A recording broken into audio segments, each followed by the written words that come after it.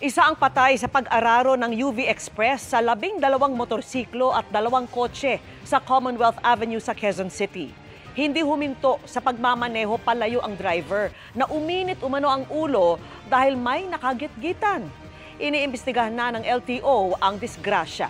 At nakatutok si Sandra Aguinaldo.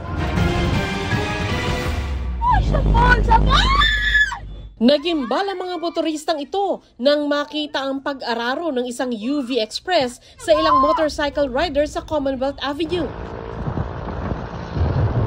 Pero ang UV Express nagtuloy-tuloy lang at muntik pang mabangga matapos harangin ng isang truck.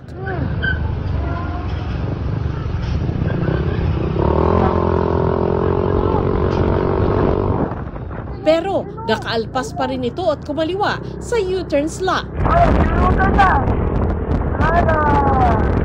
Matapos ang insidente, ang mga inararong motor makikitang nagkalat sa tabing kalsada.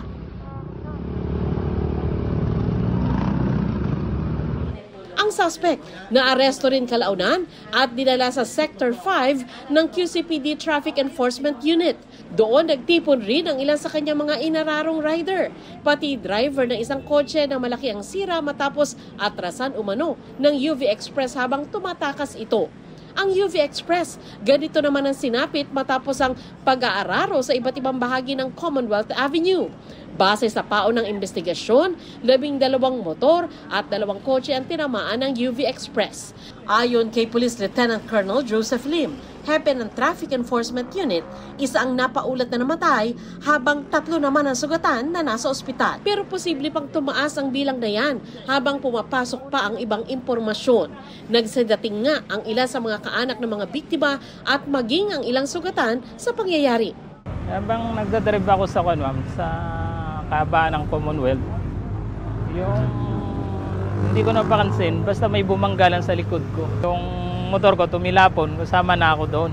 Nung masusukol na siya nung truck, yung mga pahinante ng truck bumaba para batuin siya. Umatras siya, ako po yung naatrasan. Sa video na po, ayun na po yung pangalawang beses na bumalik siya, yung nadamay na po yung mga rider. Ayon sa suspect, may nakigit-gitan siya sa kalsada dahilan para mag-init ang ulo niya. Yung isang motorsiklo, nagkaroon pa kami ng init kalsada po.